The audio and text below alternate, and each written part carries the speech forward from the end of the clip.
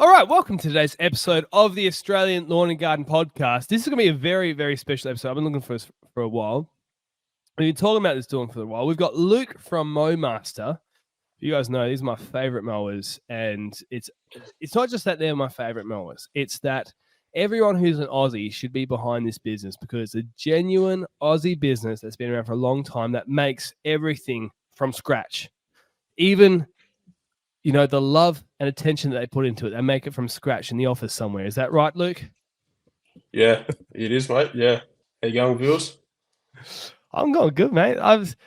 It's spring starts tomorrow. It's busy season. You must be off the charts, right? Yeah, it's nice. Got a nice little sniff of it today at about 28 here in Perth, and we've got some more rain next week, so a bit all over the shop. But yeah, things are going well. Starting to ramp up now, and yeah, looking forward to another busy summer. So people would have known about the mowers, right? And there's different niches where Mowmaster is popular. Cricket, they're very, very popular. The contractor scene in WA, they're very, very popular. But a lot of people over east may not know that you guys have been around for like 75 or 76 years now, or something like that, right? And this is like a family business, right? Like your dad and your mum, you walk into the front office and it's your dad and your mum sitting at the office, and you're out the back doing the whatever it is, the partying, and with the mullet and the hat and everything. I don't want to undersell what you do, but it is genuine family business. And yet you guys are making mowers for cricket pitches in India, and you're sending them over to the MCG, and you're telling me before all the tennis places, and we'll get into that later, but that must be pretty special to not only work for a business that does that sort of cool stuff, but that's your family stuff, right? That must be pretty cool for you, right? Yeah, it's pretty cool. It's got its ups and downs having a family business, but yeah, it's cool. But yeah, 76 years we've been going, essentially. It was my dad's grandfather who started the company. Whoa. Well, pretty much back in 1945, they started as like a general machining, like engineering company, building outdoor furniture and parts for elevators and stuff like that. And then 1947 was the first, or when they first produced their first cylinder mower, which was just two sizes, a 24-inch and a 30-inch. Yeah. Yeah, and then it's been a journey since then. So elevator parts, right? Yeah. Like, was it just that they were just a business that someone would call up and be like, we need something, and they would just make it from scratch, right? Pretty much. They used to work for I can't remember the company, like an engineering firm, and then used to build the parts on the side. And yeah, started off machining and building outdoor furniture, like I said, and then into real mowers and never looked back. 76 years old this year, so yeah. So how do you get what, like, I mean, I'd understand if they were like tractors into lawnmowers, but like where did the lawnmower stuff start? Like, what was it? Did someone just come and say, hey, I need a lawnmower made, and they made it and it was good? Or was there a passion there for, to make a better mower? What was the story there? Yeah, from what I gather, there was some real mowers around. Like some of the UK brands have been around for nearly 100 years, I think. Some are not around anymore. There's always been real mowers around.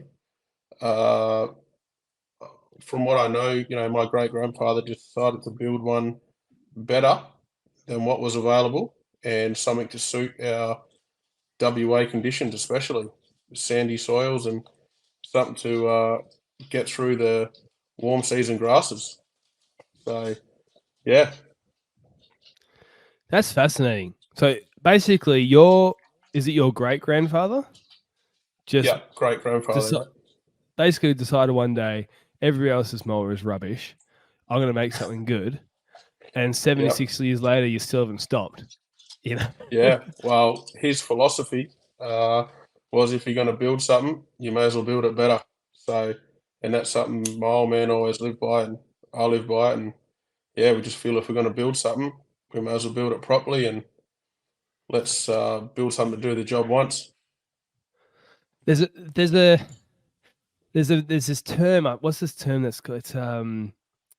It's like manufacturer redundancy or something like that. I can't remember the exact planned obsolescence. I think it is. Do you know what I'm talking about? Where these tech companies they Hmm. do the exact opposite. They will make something like an iPhone or whatever, and or a light bulb, right? The light bulb's classic. They used to make light bulbs that last 70 years, and they decided they weren't going to make any money off that. So they deliberately cut corners so your light bulb would break and give themselves more opportunity to sell more light bulbs.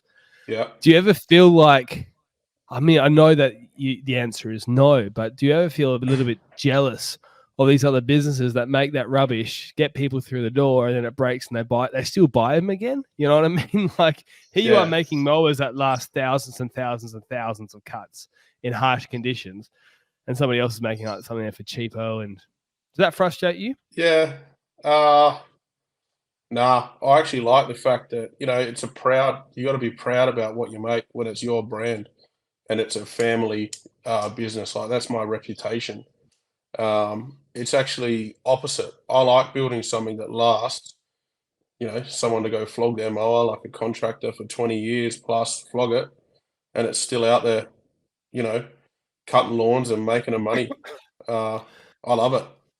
And What I personally don't think I could ever go down the track of building something cheaper just to get more market share. It's not in me. It's not the way I think. And yeah, proud of what we do. So we try and give it our best at all times. do you know? Because each mower, at least each mower that I've owned, has the VIN, or not the VIN, the date stamped on it, Yeah. right? And people bring the mowers back into you to service, right? And there's Mm. other service places around Perth, like depending on where you live. Do you know, or do you have an idea of what the oldest mower is that's still being used like weekly, or even being used by a contractor still? Do you have some that come in and that actually surprise you? We're like, wow, this is an old mower and it's still going. Yeah. I've got a couple of customers that uh, they're probably, mid 40s. Um, mowers that was their dad's. And Right. that's pretty cool when they bring it in. They say, this is my dad's mower or was my dad's Yeah. mower. Um, Yeah. yeah, want to sharpen it and do whatever we got to do to keep it Yeah. going. So I do like that. It's pretty cool. And they do look at a new mower sometimes and go, "Oh, I'd love a new shiny one." But just Yeah. the fact that that's handed down from their old man, it's pretty cool to keep that going. And they can probably hand it down to their son or whatever. Yeah. Do they sell the original engine, or do they usually replace it at some Uh, point? some of them, like some of the old ones, used to have like Villiers two-stroke engines on them, like with a Kickstarter. They used to actually have a Kickstarter at the What? back. Yeah, No way. yeah, Like the um, Aristocrats movie, like old school Disney stuff I yeah. used to watch They growing up. used to have like a little ratchet sprocket sorta on the actual single clutch with like a little lever at the back, and you just like kick it, and it would sort of just spin the clutch and yeah, turn the engine over. So that was pretty Shit, cool. so Yeah, they're still kicking around, are yeah. they? I've got one at work actually with it on. So next time you come past, have a look. Well, Um, next time I come past, I'm gonna have a look at this electric one you got coming along too. Like that's yeah, full. it's That's to go from kickstart all the way yeah, up to now electric. electrics. Yeah, That's pretty cool. yeah, that's pretty cool. Something new we've been working on. Testing for the last uh, on and off for the last 2 years. Um, we're working with Honda on their developing of the EGX series engine. So yeah, results have been good. Plenty of power, no power loss compared to the petrol motor. I've tried it on groomers, mowers of all sorts, like mowing a cricket pitch, mowing. I actually mow my next door neighbour's kikuyu with it, which is probably about 100 mil long, plus thatch, and you just choose through it. It's wicked. I love it. Gee, see, I've found with the electric stuff because I've dabbled in it, and I've got some of the steel stuff for the Yeah. handheld, whippy. And the power's amazing, but the battery life is rubbish, right? Yeah. What I was thinking though is with the Mowmasters, I'm interested to hear what your experience is. When I'm doing the verti stuff, right, I'm full bore because you want Yeah. that power. But when I'm actually cylinder mowing and maintain lawn, I honestly have it pretty much as low down in the revs as I can Yeah. because they're just so they're so fast, and I'm not in a rush. And so, if you put it on full revs, you're jogging. You might be running behind that thing to keep up. And so I was wondering, I was like, you really don't need because the unlike a rotary, the rotary cut comes from the speed of the blades, right? So Yeah. you want full revs whenever you're cutting, but a cylinder cut comes from how sharp the blades are. And there's a ratio between how the reel spins and how the mower moves forward so that the cuts are am I explaining this clear enough? Right. You can't have the Yeah. blades too slow compared to the but Yeah. It's all once about that's like in, your clip rate. Your clip yes, rate's that's what the you word I'm want looking for. to talk about. Yeah. But it's basically just that once those are in sync, it doesn't matter how quick the blades or slow the Yeah. blades are because you can move that cylinder once it's sharp so slowly, like barely moving it at all, and it will still Yeah. cut paper. So Yeah. do you For sure. find that the battery life when mowing is great, but when verti mowing it's getting chewed through? Or what's the experience in the tests that you've Um, done so far? yeah, the Verti mower definitely draws more power, so the battery does last less.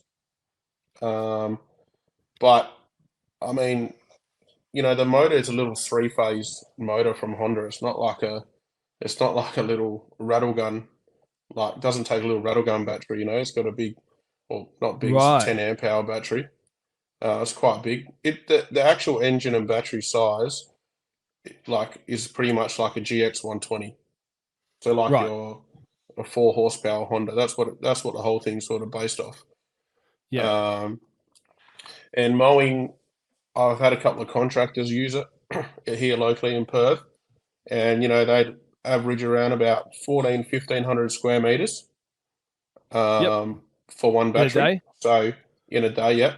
So Yeah. depending on what lawn you got, and obviously if the lawn's statchy, and yeah, the condition of the lawn is going to sort of determine the battery life.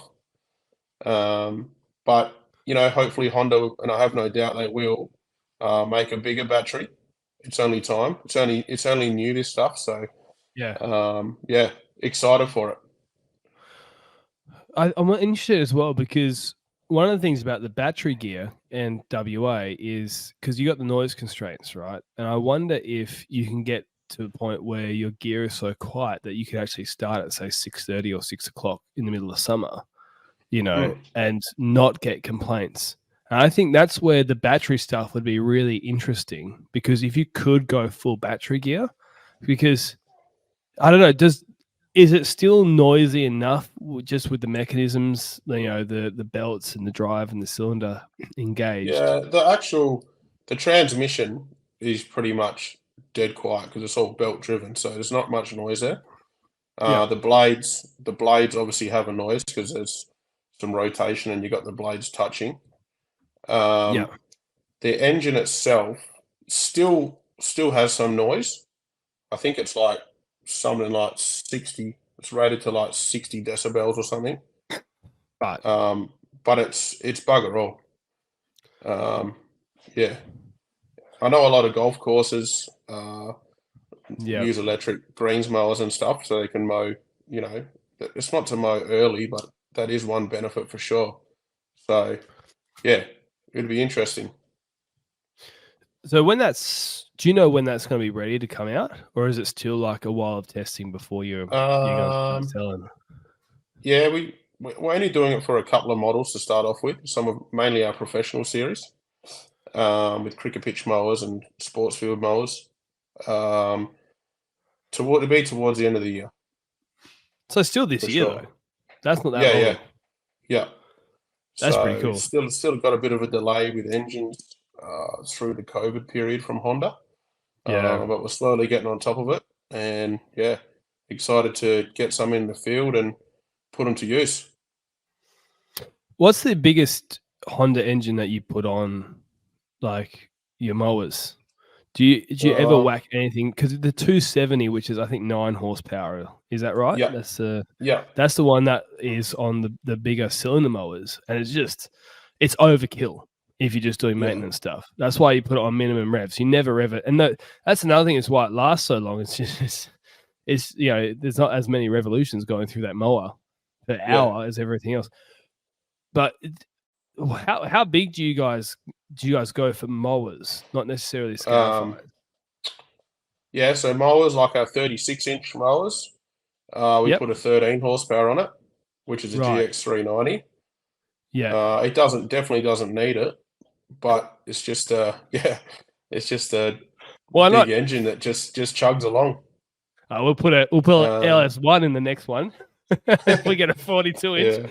yeah, and And then yeah, that's put a our biggest. supercharger on it. Yeah, but yeah, it definitely doesn't need it. But yeah, it's just a good, reliable engine, and yeah, it runs very smooth. Yeah. How many mowers are you making now?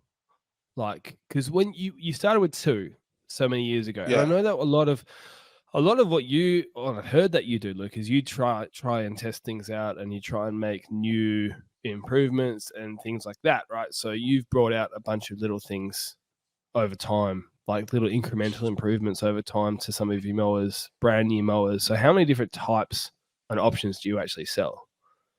yeah. So not just mowers, but products. We got about 30 different products, roughly. Um, and then in that, in like say different mowers we make, we've got different size variations within Right. that 30 as well. So um, yeah, we make quite a big range of products, um, and we do a lot of stuff. A lot of our machines are dedicated for like what we build them for. Like if your high cut mower that you use, right? I Yeah. wouldn't sell that. Optus Stadium wouldn't buy that mower to mow Yeah. their cricket pitch.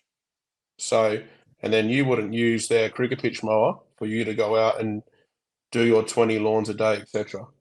They may all look similar, but they're all different. And we built dedicated machines to get the job done right. So So what? Because you guys are like most people would see cylinder mowing as a niche, yeah, but by making 30 machines, it's like niches within the niche. Like you've honed yeah, the equipment so, like you've specified it so much that it's like a couple of millimeters of difference, really, because that's to the eyeball, that's all the difference is to an yeah, uneducated person between a cricket pit cut and what I'm doing at the lawn just out there, yeah. or what you're It's doing with your 100%. lawn. But what are you looking at that, and what are the cricket guys looking at that makes it so different to go from a cricket wicket mower to a high cut mower? Well, look, chassis-wise, everything, as I said, looks the same. And to the untrained eye, they think, oh, that's a Mowmaster, so that'll do this and that'll do that, which it will. But to get the best performance out of it, we like to, uh, fine tune it and make sure it does the job that we sell it for correctly. Um, we change the geometry within the machine to to make it physically cut lower. It's not just put a 10 blade reel in and a low cut bed knife. That your geometry is different in the whole machine. Um, Right. yeah, a few other little bits and pieces we check, but sorry, we change. My bad. Um, Yep. yeah, it's good. It's And interesting, and it makes all the difference. yeah, 100%. Do you know when I first started my business, all I really did was mowing lawns. Like I think a lot of people are just like that. Mowing lawns, basic mulching stuff, things like that. That gets tiring pretty quickly. At least that was what my experience was. And the reality is that when I changed my model from being something that just did lawn mowing to just did basic gardening services to somebody who could identify and solve issues and do product applications, 2 things happened. One, I made a lot more money per hour. Clients are much more willing to pay higher money for weed control, fungicide applications, fertilization, all that sort of stuff. They see it as a more technical, rightly so, more technical and thus more valuable service. So way higher hourly rates when doing those services. The second thing that happened is it gave and it reinvigorated my passion for the industry, because I went from somebody who was just doing lowly mowing jobs, seen as a low life in society by some, others not. But yeah, you know what it's like if you're in business. To somebody who could solve people's problems, to somebody who could actually help them get a beautiful place to live. And I went back to really, really enjoying my job again. What's really cool is that we have a sponsor that literally sells every single product that I have used and use right now in my lawn care packages for my clients. And I'm honored to have them as a sponsor because the Lawn Shed, which is the sponsor, they're backed by and a partner business to the Living Turf, which is Australia's largest lawn product supplier. The thing about this, though, is that the Lawn Shed has a trade login and they have literally designed their website and their service around small businesses. I don't know of any other business that is literally dedicated solely to small businesses. And the thing that is really great is some of you might be listening to this going, I don't know how to do product applications. That's way too technical. They've got expert advice, people who are actually willing to answer your questions. And what you will find is you're going to learn very quickly going and buying a couple of bags of fertilizers, asking for some advice, applying it on your own lawn, testing it out on some friends, seeing the results, getting the confidence from that. Same with all the other products that they could sell. That's exactly what I did, honestly. Tried it on family, tried it on my own lawn, got experience with it, asked people to use it before, went out and used it, got those amazing results. And that was the start of me turning my business from something that was, yeah, making money, but not, I didn't really love it, to something that was making great money. And I really did enjoy it. If you go on the Lawn Shed, and this sounds like something that's going to help your business, sign up to their trade account, because there's some products that you won't see on the normal account. They only provide it to small businesses. Through the trade account, they will prioritize you as a small business compared to other people or other businesses out there. And if you go and sign up, say that you heard us from the Australian Lawn and Garden podcast, and that will support us as a podcast. I genuinely am glad to have that as a partner, because the reality is that it's a true story close to my heart. And it is genuinely something I believe in, not just a cash grab like some other sponsorships might have been. So jump on them, the Lawn Shed, the trade section, jump there. Let's get back into the podcast. All right. So we're back here. We've got the Indian mowers. They're red. Is that something they asked for, or is that something that you've just done to differentiate that, or is it was a certain batch that you've done with the red mowers? Yeah, look, we've done a few colours over the years. Well, mainly in the last couple of years. At first, I was against it. I wanted to stick with the traditional green, but this particular order was for one of our dealers in India, Yep. and they're actually a Toro dealer, so they're known for selling like red machines. Oh, yeah. And they'd asked us, they'd initially asked us to build machines for them, which was a Yeah. fairly large order. And then they I can asked if we could have imagine. them, if they could paint them red, or if we could paint them red for them. And yeah, something we did. I've only done red mowers with this one company, and yeah, I actually reckon they look pretty schmick. Oopsies, fat fingers, click the wrong things. Everybody knows as soon as I get the pictures up on this podcast, I'm going to make some sort of technical error. It's like standard practice for Luke. So, what I was going to ask, the reason why I wanted to bring this on the screen is it so specific that the cricket guys in India are asking for something different to the guys at the MCG or Optus Stadium? Or is it actually quite similar because maybe they're using the same grass, very similar conditions? Like, does it get that specific? Not really. Like what I would sell, some of these mowers, um, would be the same ones that I'd sell to, yeah, MCG or Optus Stadium or the likes, for the cricket pitch. But even those three mowers pictured, they all look pretty similar, but they're all different. Like the little one on the right is a little 22-inch cricket pitch mower. Yep. The Yep, the one on the left if I've got my screen right here. Yep. On the Yeah. left, that's like what you would use, 26-inch high cut, Yeah. but with an 8-blade reel. So Okay. similar to your own mower. Yep. I don't, they just wanted that for essentially they wanted those sort of machines for maintaining, nice grass areas or manicured grass Sure. areas, Yeah. banks around hotels, all sorts of stuff like that, universities, etc. And the big one, forefront in the picture, that's a 36-inch, um, mainly for cutting soccer pitches and outfields for cricket ovals. Wow. So yeah, So that were they the main cut three that that we by sold them. hand. They Yeah, cut the ovals with a walk behind machine. yeah, Gee whiz.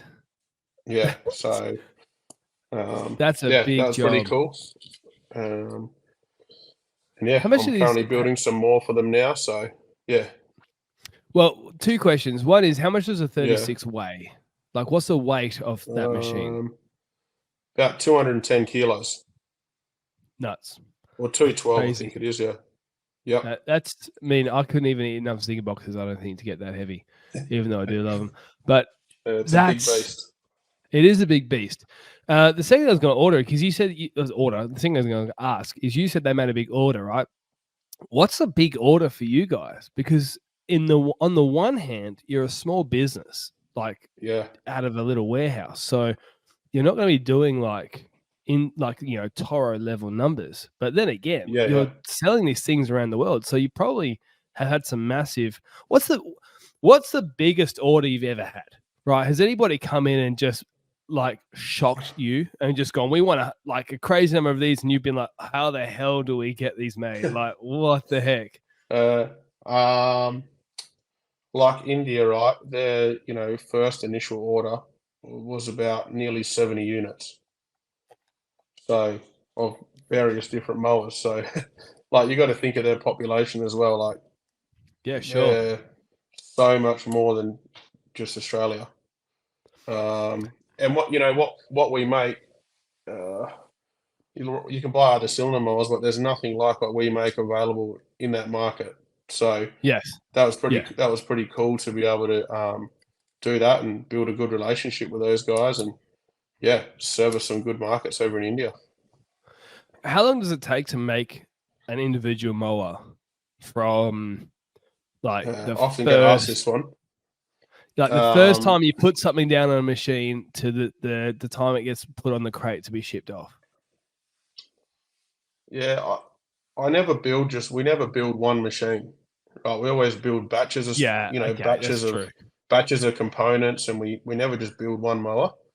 Um, at the moment, average we're roughly building about we build about 700 units a year. Right. So 70 It's orders is 10 just percent of your business. yeah. So just cylinder mowers, plus the other stuff we do, but just cylinder mowers, roughly about Scarifiers, 700. edges. Yeah. Yeah. Oh no, just mowers, and then we got the scarifiers, edges, and wicket rollers, and sight screens, and Well, there's the wicket roller. sprayers. Yeah. With Um, is that yeah, that's Justin Langer back when he was a coach.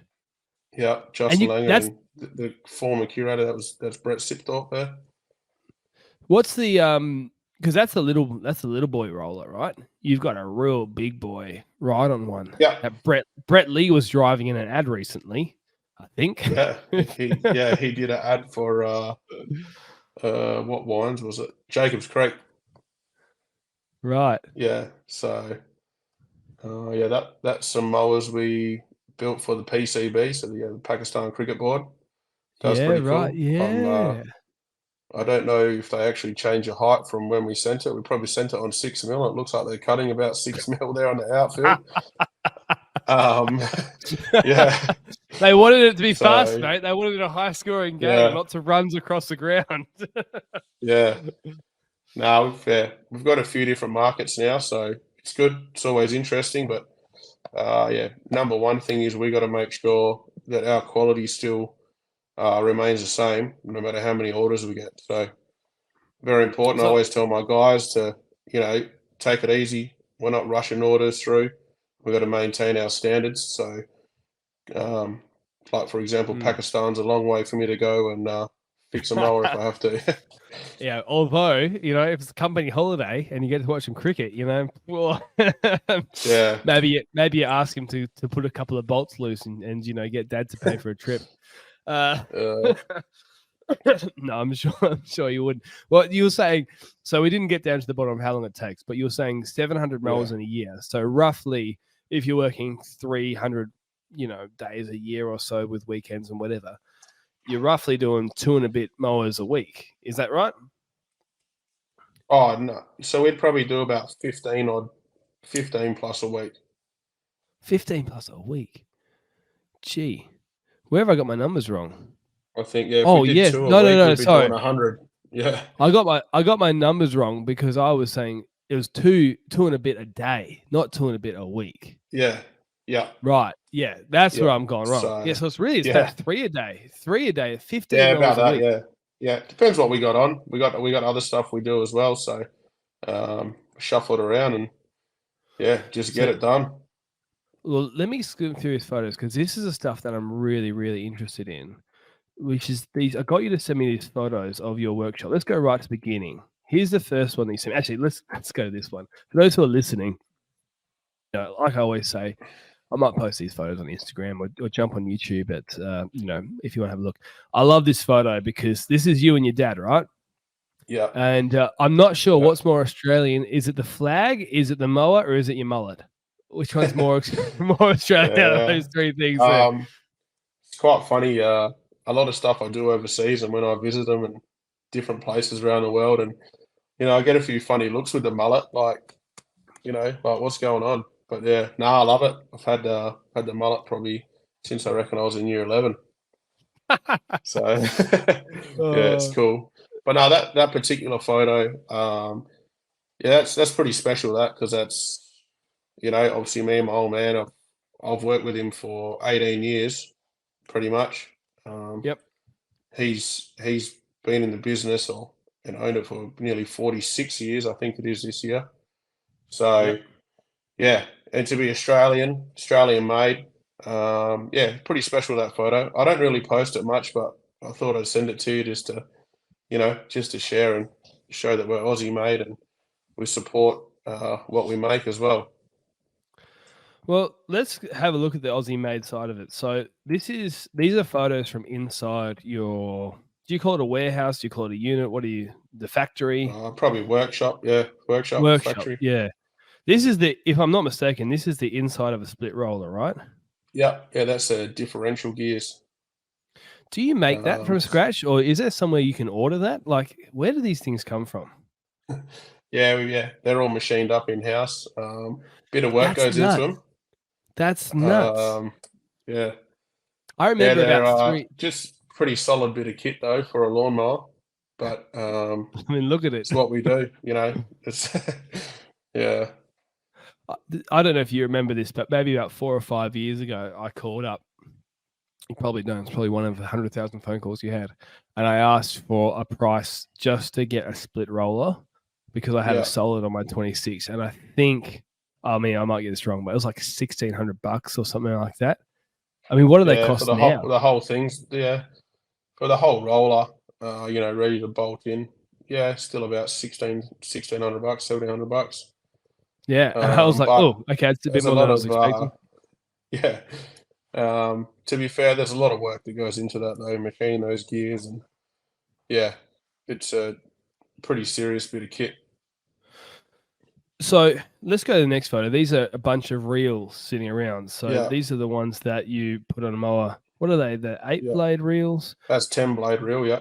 10 blade. Okay. And that's for quite fine, lower cut turf when compared Yeah. to. So they actually we put them in our cricket pitch mowers. Right. Okay. Let's touch on this really quickly now. You got 6, Yeah, 8, and 10. Do you do 12 yeah. blade? No, we don't used to do a 12. We don't do any more than 10 blade anymore. So Because it all what's the comes down difference? to clip rate. Right. So once you got your clip rate that you want, yeah, we find that 10 blade suits what we need pretty good. So no real reason to no pun there, no real reason to look at any more blades in a 10. So what? Um, Why would you get a 6? Why would you get an 8? Well, what's the best thing to get a 10 for? yeah, so that's, as I said, there are cricket pitch mowers, so mowing fine turf, which is mown frequently, and um, that's what we find works best. Whereas, like say in your own mower, like you got a 6 blade reel. Yep. 6 blades perfect for mowing, different varieties of grass types. So essentially, the closer the blade, so the more blades in the reel, and you find the closer they are together. So when the grass is long, right? So the reel, Yeah. as you know, the reel grabs the grass and brings it down to the bottom blade. So if you've Yep. got a really long leaf, right, the closer the blades are together, the harder it is to grab that leaf and drag it through to the bottom or your shear blade and cut it. So, Yeah. for example, if you had a 10 blade reel on a like a Sir Walter Buffalo or something like that with a big, tall, fat leaf, you'll Yeah. find that like after you go over it, sometimes you'll find there's some bits that aren't cut because it can't grab Yeah. all the leaf. It's So like say these are my grass blades. The mower just yeah, sort of it tips them and then pushes them over instead of coming over the top and then grabbing it and cutting it through like that, right? That's what you're sort of explaining yeah, pretty much, with yeah. with So my weird hand gestures. yeah. So let's say someone come to me and said we want to buy a mower. We've got Kaiku, for example. Yeah. Um, we want to mow it once every 2 weeks. Let's just go the 6 blade reel option and cover all bases. Yeah. Someone's got a nice Santa Ana cooch, they're mowing quite low, 8 to 10 mil. They're mowing, one to 2 times a week. Then yeah, sure, we can go the 10 blade, no worries at all. So we've got the 3 options, and I always explain to people what I feel will be best for them because I don't like making a product that's not going to be suitable for them. Yeah. So yeah, that's a little insight to some of the reasons we choose and recommend the different reel types or different applications. And you make these all from scratch Yep, as well. How do yep. you? I So mean, yeah, a bit it's of probably work goes too. into the reel. So now these are hardened steel, right? The Yeah, stuff you're so what I mean from the very little I understand. There's a couple of guys I like watching on Instagram who do machining and things like that. It's yeah, usually there's some Aussie guys who work on mining equipment and they will time lapse the machining they're doing. And so the little bit I've learned from them is that with hardened steel, it is so much harder to work on. So they I think they heat it up again, don't they? Or they do something like yeah, that and then they work on it and then they have to quench it again or something like that. yeah, So, yeah. All the same, all similar techniques. so Um, do you make them soft and then once they're made, heat it up and treat it that way? Or I mean, there's a bunch of people who are probably like, "This is really in the weeds," but I'm interested. How do you yeah, how do you make a uh, blade? Because a lot of other similar. manufacturers don't go down the path of making it. They cut that corner. They're like, oh, we'll just make them mild Yeah, steel yeah. and It's all that's it. You similar. know? It's all different processes are required for different materials as well. So, different heating, different cooling temperature, like cooling procedures and stuff like that. It's all about the properties in the metal. Yep. Um, yeah, we'll make the spirals and then sort of send them out for heat treating, and then Right. yeah, induction. Sorry, preheat the webs and the blades and weld them together and put them up on the balance them, machine the bearing journals, um, put them on the cylinder grinder and grind them around. And yeah, a bit of work goes into it, but it's all part of it. Do you know, I do hear it every now and then where people will say things like, "Man, I love podcasts. I hate the ads." Right? Can you give me 5 seconds to try and change your mind on this for a second? The reality is, if you love the podcast, love the ads. listen to the ads and support the ads, whether it's me or anybody else. And the reason is the reality of this model of business is that the podcast does not survive without the ads. If you love what we're doing at the podcast, here are two things you can do to support us. One, jump on the lawn shed. We talked about them before. You're probably busy mowing a lawn, cutting some hedges, driving, something like that. Jump on the lawn shed, make a trade account, just check out the products that they have. Say you found us through the Australian Lawn and Garden podcast. You don't even have to buy anything right now. When you do need something, jump on there and that will support us. The second thing is our Patreon account. If you're not somebody who wants to buy products or you want to support in an even, a more direct way, jump on Patreon. You can support us through two things. One, very topical. You can buy me a Pepsi Max every month, or you can buy me a Zinger box every month. Full disclaimer, I don't actually spend that money on those specific things. It's actually more likely to go to things like the costs of actually running the podcast. But it's just a fun, lighthearted way of going about it. So honestly, if you want to have the podcast keep going, there's a huge amount of time that goes into this. If you have learned anything that is worth $5, jump on Patreon, support us to that amount. If we haven't done anything of any value, then don't support us because we don't deserve it. But I hope we have done something. Jump on there, support us, help us to keep going. It's a lot of work, and I'm sure you can understand. Anyways, let's get back into the podcast. Do you get on the welder yourself much these days, or are you more in a management type of role or development? Nah, the welder I don't use much anymore. You'll often find me out the back on the lathe a fair bit. I don't mind machining. But yeah, I am in the office a bit more these days. There's a lot of everything's done by computer now, a lot of emails, etc. But yeah, I do like to get out in the workshop though still, and one of my favorite things to do is get out there and design and build new stuff. So yeah, I love that. So that making that new stuff, is there anything that you're working on right now that hasn't been released that you might want to talk about? I'm wiggling my eyebrows for those listening. I'm like, come on, give me some. I do have a couple of new projects on the go. I won't be giving any information out yet because I haven't finished them, and I want to make sure they are what they are. I do have some other projects that I've started that I haven't finished. So I can tell you one of those is I've still got to finish my rotary mower. So that's right. Yes, that's right. Yeah. So we're going to be having the cylinder mower rear roller with a high-speed rotary deck. I think a lot of guys over east might like that. I think a lot of guys might like it who do stadium stuff, right? Because that's what the FIFA stipulations were when I talked to Matt from Suncorp. So that's interesting. Yep. How big? Yeah, correct. And that's more of it's also a collection mower as well. So they'll pick up all the debris after the game. Yeah. Yeah. 26 inch is what I've started. And I better pull my finger out and get it finished because I've promised a few people I would, but I haven't finished it yet. So that'll be sweet. Yeah. Do you know the problem is the more mowers you make though, the more mowers I'm gonna have to fit on my trailer. So I mean, the problem I have in my warehouse is the place where we're at. You can fit two vehicles front to back down the side with trailers, right?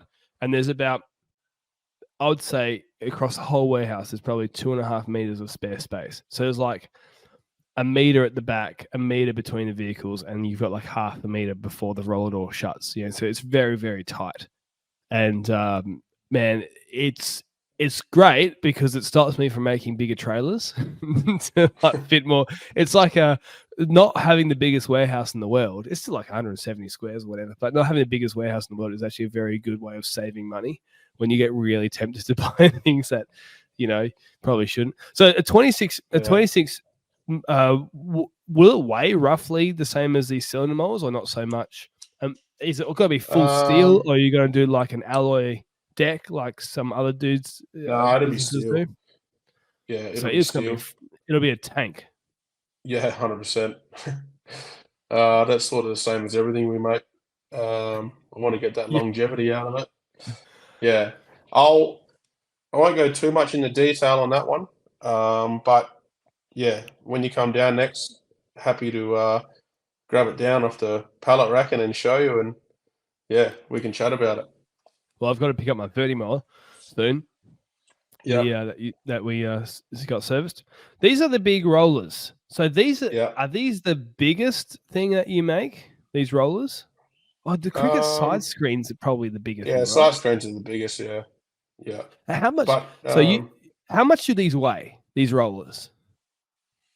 so from 1.7 ton, like empty, and you can put about 500 kilos or 500 liters of water ballast in the rear roller. We do make them up to 3 ton, Gee, and that's about the heaviest we need. Well, we feel we need. But you know, gee. if someone wanted a heavier, if a cricket curator wanted a heavier roller, then we're always happy to look at the option. Yeah, tell them to eat a few more zinger boxes. I tell you what. Yeah, you love your They're just zinger boxes. I do. They should invite me over. I'll help them out, put some weight on. I've got an extra 100 kgs just to chuck on myself. But that's so. I mean, the thing about this though is this is so different from lawnmowers, right? Yeah, Like this is like almost construction equipment, right? yeah, Is it actually quite similar to making a lawnmower at the heart of it, or is this like a completely different thing? Because it looks like there's hydraulics involved and stuff like that down yeah, here, yeah. and you know, Uh, the only thing probably similar to building that and a lawnmower would be the same color green, I reckon. um, and it's made out of nah, metal. yeah, it's made out of steel. Yeah. Uh, Look, they for a cricket pitch, they obviously go hand in hand, right? Cricket pitch mower, cricket pitch roller. Yeah. Um, so it's a very important tool or machine to have for for the cricket pitch. Um, we put a lot of effort into designing these, and you know, for people to get the results out of them compared to what they may be previously using. Sorry. Yeah, it's almost probably besides a Verti mower, it's probably my second most loved machine we make. What I would you just say love was the seeing the first? results. The Verti mower, the groomer. The groomer, right? Yeah, yeah, Interesting. Yeah, and yeah, we'll talk about that soon. But let's down the rollers. yeah. So, when did you start making this? And was it what made you go from uh, like lawnmowers? I'm assuming like there was a cricket creator one day who was like, "Hey guys, I'm sick of this other brand," or like, you know, we're in a pickle. Can you make us something? Like, what was? How did you get into making a roller? Yeah, well, very similar to the story you just said, to be honest. We'd always been asked to make a roller. I think 2010 was the first two rollers I built for the Wacker. Wow, Um, that's not that long ago compared to the 76 no, years that no, you've not been in compared to business. the mowers. Yeah, so rollers are, well, yeah, still fairly new. But it pretty much, like you said, we get on so well with most curators, and we always chat about products and what they like, what they don't like. Um, how can we build machinery to help them create a better pitch? Uh, different stuff like that. And the roller sort of kept coming up. Um, so we thought we'd give it a shot, and we feel like we've nailed it. I reckon, safely to say. Um, we've pretty much got 95% of test venues in Australia. Um, as of last year, we've got nearly every major oval in New Zealand test venue using the rollers as well. By test, you mean So test cricket for those yeah, who aren't cricket yeah, sorry, yeah, fans. test So cricket. basically, the most important stadiums in cricket in Australia and New Zealand, 95% Yeah, of them roughly are yeah, using your currently roller. using them now. And again, like the mowers, all those rollers there look similar. Some of them we build heavier than others to suit different clay types. Like, what Yep. Adelaide Oval would use would be different than what Optus Stadium uses. Different clay types. Um, New Zealand again is probably heavier than we build heavier rollers for them than what we do anywhere in Right. Australia. So yeah, it's always fun and challenging. But yeah, that's what we're about: building new stuff and designing products to suit professionals. This is you and the team. Yeah, There's you in the middle, and that looks like a bunch of 22-inch. Are they yeah. the R series? Nah, so that was they're all the 22-inch. Well, most of them are the 22-inch wicket mowers. You That got was a the order we built for Scarifier the here. Scarifier on the end. They were those particular mowers there, what we built for the Pakistan cricket board actually. So Oh, right. yeah, a few of the boys there and a couple of apprentices. Yeah, thought we'd get that photo and just one for the record books to look back on, and yeah, Yeah, nice. something special. How many people work at MoMaster? Um, we got about 15 guys in the workshop, well, 15 staff, sorry, in the workshop, Yeah, plus a few admin staff. So yeah, close to 20, something like that. just under 20 of us. Yeah, And you can see on the back shelf here, you've got rollers down there. You've got that looks like a belt cover or whatever you yeah, call it. belt cover and yeah, just some different components and stuff we keep in the shelves. And I did move a bit of stuff out of the way for that photo in that area, that particular area. Of course, yeah, yeah. Yeah, Oh yeah, man! try and make it look the And best we can. what's this That's one of machine? our that's one of our apprentices, Harry. Um, Has that's a that milling machine. That's a milling machine. So what he's doing there is milling the edge off. He's actually making the angle for the blade carrier. So we're just milling the edge off on a 45 degree, which we put on both sides or both right? edges. Sorry. So that's yeah. It's not the funnest job, and it's a bit of a slow process, but That's why it's you've got to be got him done. on it. That's why Yeah, you got the yeah, apprentice on. yeah. They're Correct. giving him the good ones. So, So I yeah, mean, you guys literally make everything. Well, I mean, I'm assuming my guess would be, I mean, obviously belts are probably from a yeah, belt specialist, and maybe yeah, bearings are from somebody who makes bearings yeah. full time. Yeah, we're pretty Do much they? we're pretty much doing 95% of the machine, 90 to 95, except for the engine and stuff like that, obviously. So that Yeah, your engine, everything's belt, bearings, and I'm yeah, guessing you send it out to specialists to powder coat it, or you spend it. Is it painted? It's painted, isn't it? Not powder yeah, coated. yeah, all painted. Yeah. So you spend. Do Um, you paint it in house, or do you paint it? Send it out to somebody who does that the for you. smaller stuff we do, the mowers and stuff like that, we all paint in house. The bigger stuff Yep. like the sight screens and the rollers and stuff, we send out. So you even Just paint yeah, it. So and yeah. you're probably printing the stickers out the back height and see like what Nah, I got to be honest there. I don't. I no get a stickers. mate of mine who's a sticker maker to do them for me. So But all the yeah, other we do. stuff, that's still Australian, or that's still at least Australian Yeah, business. Maybe the bearings. I don't know. Are the bearings American or something? I don't know. we try to use all Japanese bearings, all NSK. So Right. they've got different factories all over the world though. Some of them made in Poland and yeah. But yeah, we try to use everything the best we can to help our longevity in our machines we sell.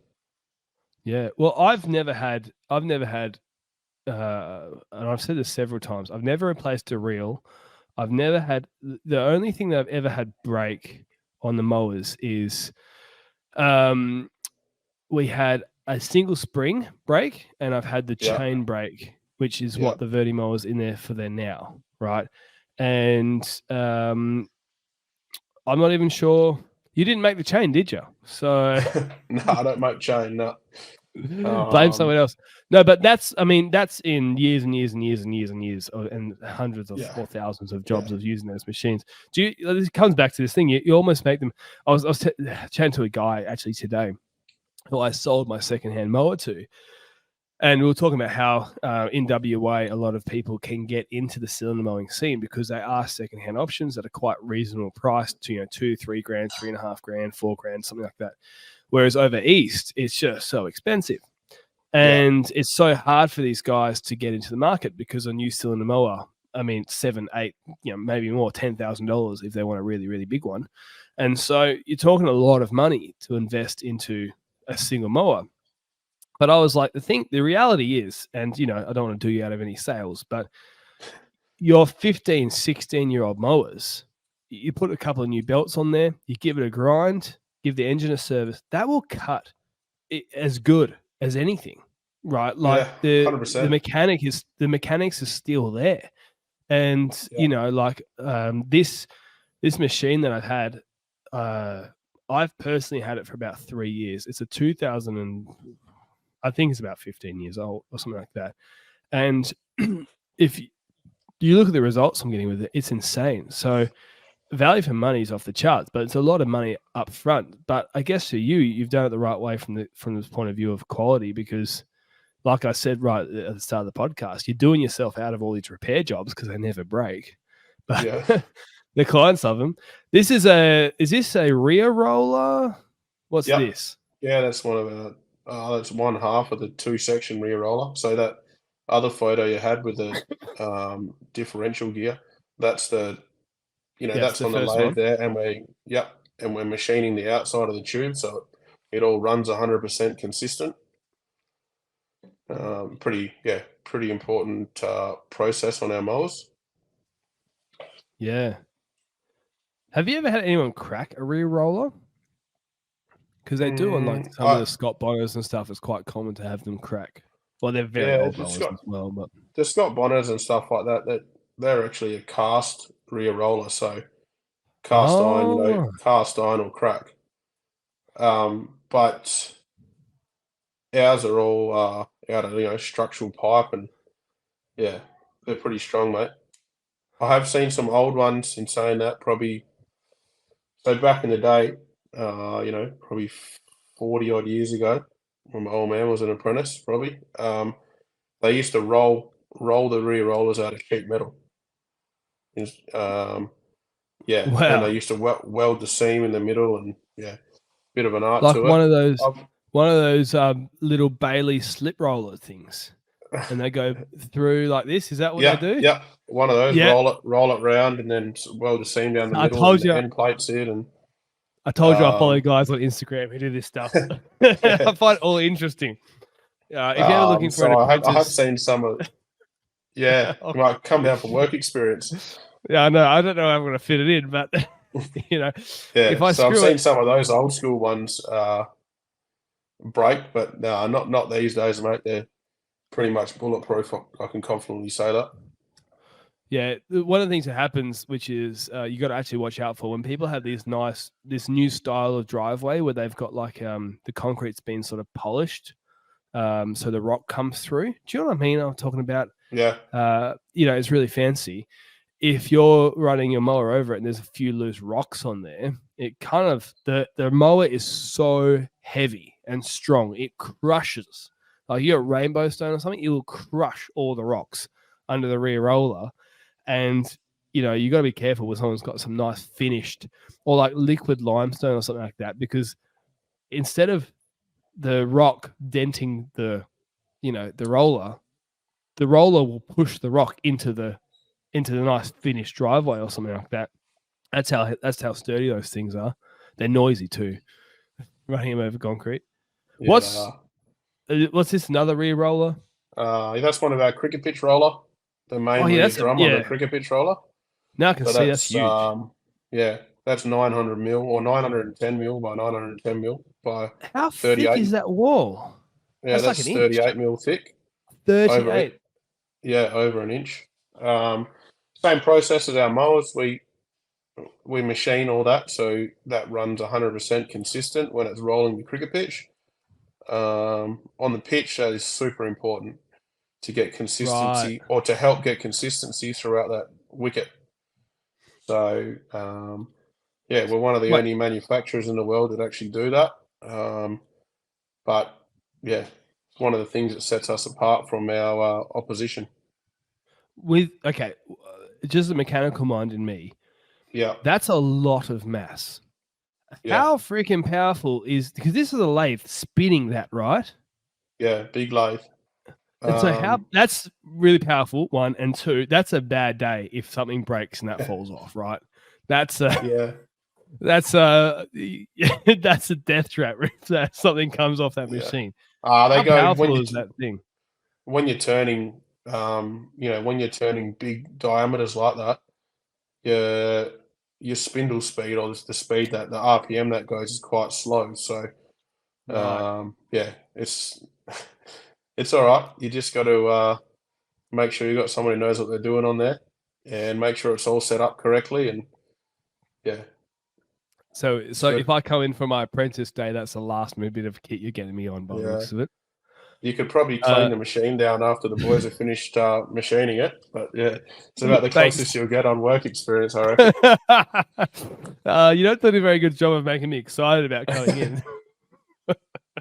Actually, you know what would make me excited? How many Z boxes do I get? Yeah.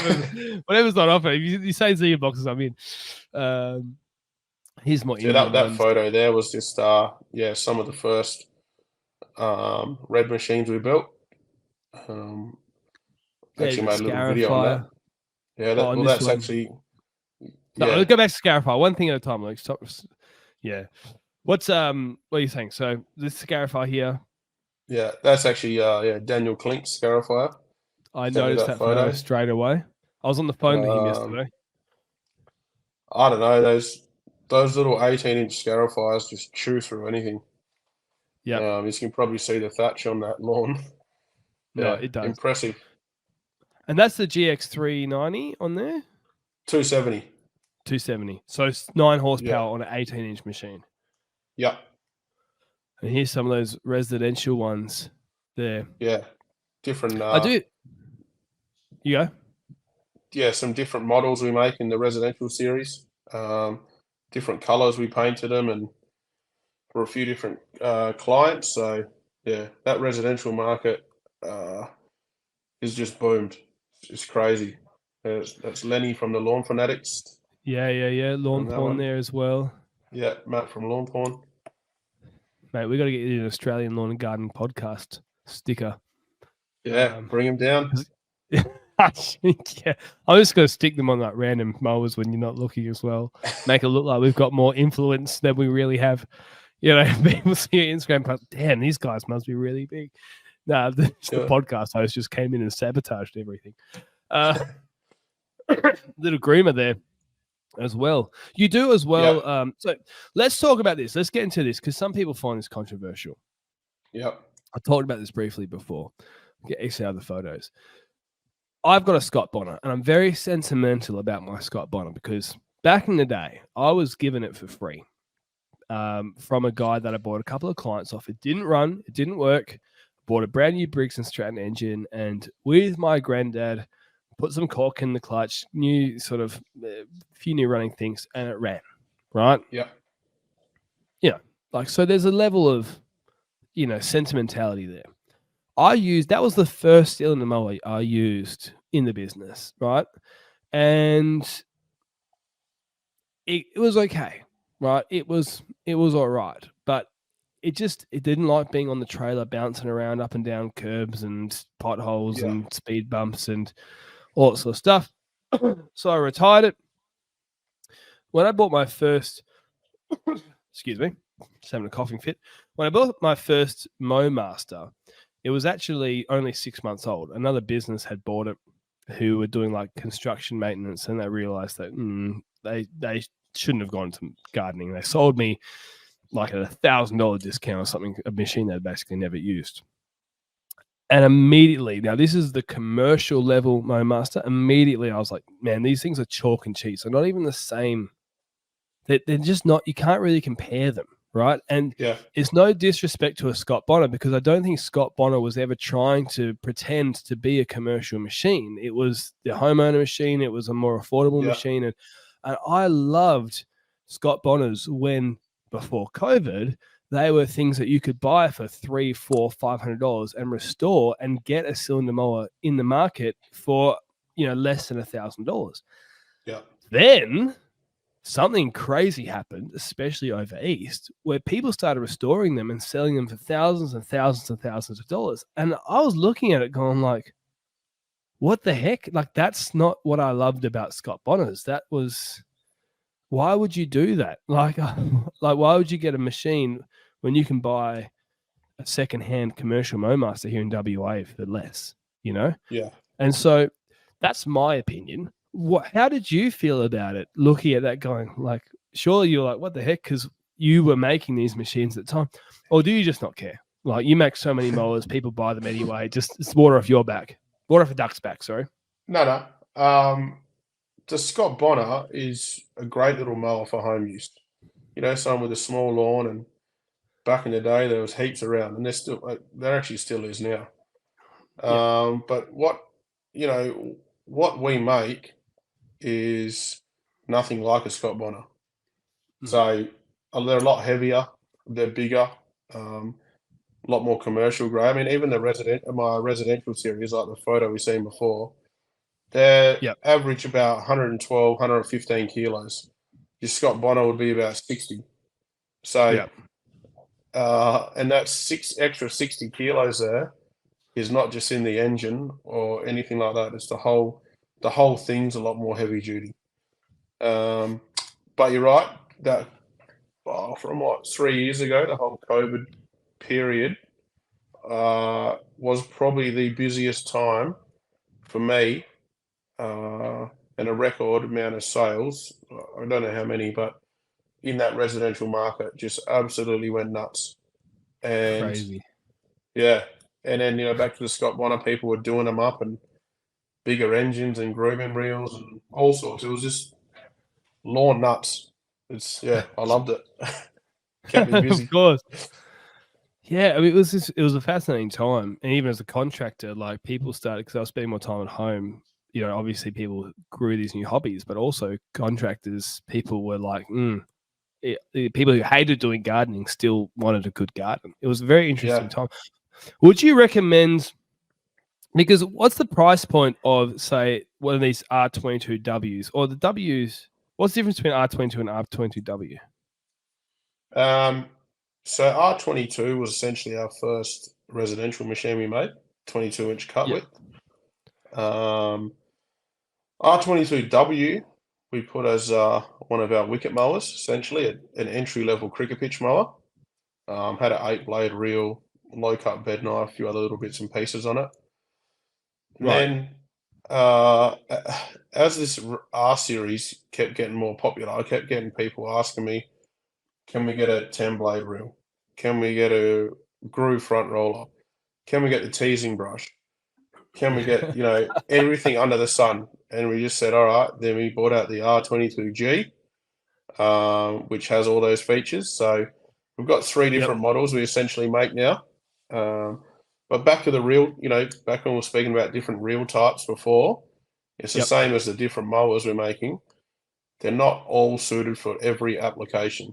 So I like to talk to our clients and see what they like, what grass type they got, and we'll recommend from there. So that's a grooved front roller for those who are watching at home, and this is just a normal smooth one. Yeah, just a normal smooth roller. Yep. So it sounds like the W is really for people who want to make sort of like a home putting green or a very, very short cut turf surface, and the R22 is more of a general machine. Would you recommend, because I've never used one, but I have pushed one around a shed once, so I have felt the weight of it and had a close look up to it. Now, from memory, these don't have the backlapping bolt thing on the side, right? Is that correct? Yeah, so the cutting reels in those, the way they're designed is different than the commercial type. Commercial type, you can reverse, so you can take the cutting reel out, flip it over 180 degrees. So you're pretty much turning it around. These residential series, you can't. So the backlapping bolt is actually on the you've got to take that chain cut or the side cover off. Okay, sweet. And so you still can do it. You still can do it. It just takes a couple of more steps. Yeah, So 100%.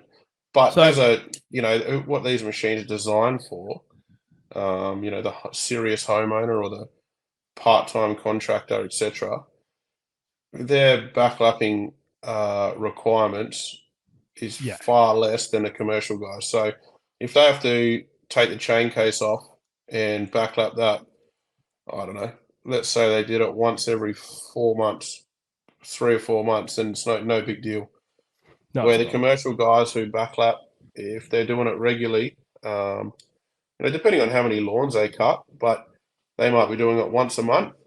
The access, yeah, they've got the access point on the right hand side of the mower, so the opposite side, and they can just hook that up to their machine or their drill, whatever their process is, and yeah, get straight into it. Nothing to remove. Yeah. Well, we'll talk about backlapping soon, but I having employees and cylinder mowers often ends in fairly blunt blades. So we were doing quite a bit of backlapping. But would you recommend? It sounds like you would, because what's the price point of these? I'm honestly clueless on the R22 stuff. Like, if I Yeah, was just general R22, what would yeah, a rough price be? Maybe to get it over east, because what I'm thinking in the back of my head yeah, is, because these are an upgrade on the majority of just the weight and the feel and how thick the steel is and everything. It's probably a good option for somebody who might be thinking, maybe I should get into the cylinder mower game, but the full commercial, full weight, probably be a bit too much of a commitment right now. yeah. What's the price park of these? And would you recommend that? Or would you say, no, you're probably still better off getting the commercial one? No. This is definitely a great starting point for any contractor who is just getting into cylinder mowing. 100%. These machines, you'll be looking around about the 5 grand mark. Yep. Um, yeah, 22-inch cut, same, very similar transmission and everything to our commercial units. Um, just yeah, I would highly recommend for someone who's thinking about getting a real mower, that's especially the contractors, give it a crack. And then if you do find, you were just saying to me before, Luke, off air, that what you used to do? Was it 50-50 rotary mowing and cylinder mowing, and now you're about 80%? Was Oh, early days, I was probably 90% rotary, 10% cylinder. And then Yeah, as the business has progressed, because we're almost 10 years old, like as the business progressed, we've become more and more cylinder. And it's just like with anything, when yeah, you start off in business, you just take whatever jobs you can get. yeah, And that just 100%. means a lot of overgrown stuff. And I mean, I love cylinder mowers. I love rotary mowers. I think rotary mowers are just so versatile, picking up waste. Like if you do hedge trimming, and you pick up all the sticks and you still have these leaves, man, just rotary mower them up and just abuse the heck out of them. But having that cylinder mower on there, at least in WA, it's sort of like, if you're really serious, you've got it on. And so I bought it just because I knew that was the culture, and that's what Yeah, clients were sort of hoping for, the ones who wanted it. And then over time, you get the good lawns. And yeah, but that's the thing that's difficult. Like, I've got to be respectful to the people over east who are looking at that going, I can get a rotary mower for 1,500 to 2 grand, and they find it difficult to spend. And so for the commercial one, a 26-inch would probably be about 8 grand these days. Is yeah, that right? about 8 grand mark. Yeah, yeah, So they look at that and they go, well, that's a lot of money. The reality is that the 26 that I got, that was 6 months old, I bought that in 2016, I think. So what's that? 7 years?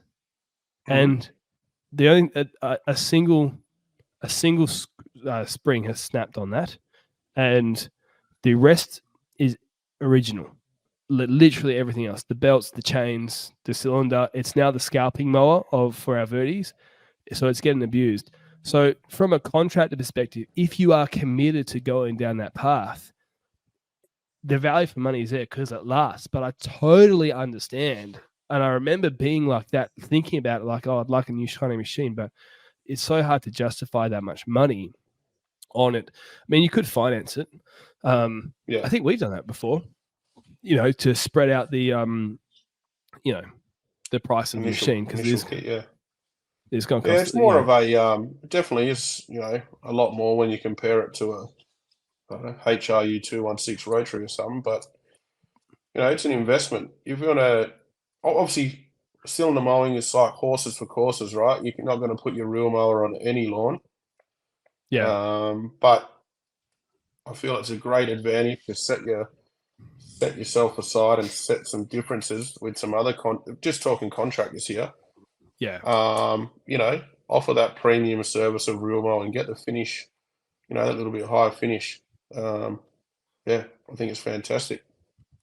Do you know the other thing that the other thing that's really funny I find is when you go over east. I don't know if you've Yeah, noticed this. You probably have. I noticed this. A lot of the guys who get the Mo Masters over east, especially the guys on Instagram. I'm thinking about Nick from Lawns and Good Nick. yeah, I'm thinking about a few of the other guys over there. They treat them like they're a Ferrari, right, or a Lamborghini, And the guys in WA, to a certain degree, it gets to a point where because you use them so much, it's like you try and stop that first ding. Then you get your first ding, like, and then the second ding, and then after a while, you just screw it, whatever, and they get yeah, treated like tanks, and they just get absolutely abused. And if the thing about them, which is this is what makes them so good, is that you do treat them like they're an undesirable, and they just keep loving you, and they yeah. they handle all the abuse. And it is funny, like going over east. Yeah, I can. Yeah, Nick knocked his. You probably saw he dinged his concrete with a cylinder and had to. I think he had to get the cylinder ground. Did you see Really? that No, video I at all? haven't. No, I haven't actually. It was I like his usually third or follow all his fourth. stuff, but yeah, That was like his third or fourth cut or something like that. yeah, He's nicked it. And I was like, man, I remember like, you just so many things have gone wrong. I was telling you before, I've almost had one go through someone's front door. I made a mistake with it. I've had guys chasing it down the street. I was asking you before, you would hear all the stories. What is the craziest thing that's happened that's been relayed back to you? Has someone ever dropped it in a lake? Has someone like lost control of it and has hit a car or something? What's the craziest story involving a Mowmaster? I'm gonna have to have a think about that one. Um, Not so much like a funny story like that, but I remember once this was down in I think it was Mosman Park, and this guy wanted an R22. He said, "Can you deliver it?" I said, "Yeah." This is years ago, and he Yep. said, "Can we pick it up by a crane?" I said, "By a crane?" I was like, "Yeah, well, yeah." Why? He's like, "I'll show you when you get here." I was like, "All right." So this is years ago. I get to this guy's house, and it's massive, right? Big four-story house thing. A big crane, like big franner out the front. And he goes, and I said, where are we putting this? He says, on the fourth floor. So we put the slings around the mower. I'll have to send you the picture. And he's lifted it up 4 stories up high, and it's just stayed up the top. And he said to me, he Has he goes, I got hope nothing lawn up goes there wrong. or something? Yeah, he's got lawn up there. And he said, I hope nothing goes wrong with this mower because it's staying up there. So that was pretty spun out. Yeah. Now Oh we've man. come over some funny stuff over our time. Um, Another one, I not had so much a bad incident, but another funny story, or pretty cool, I reckon.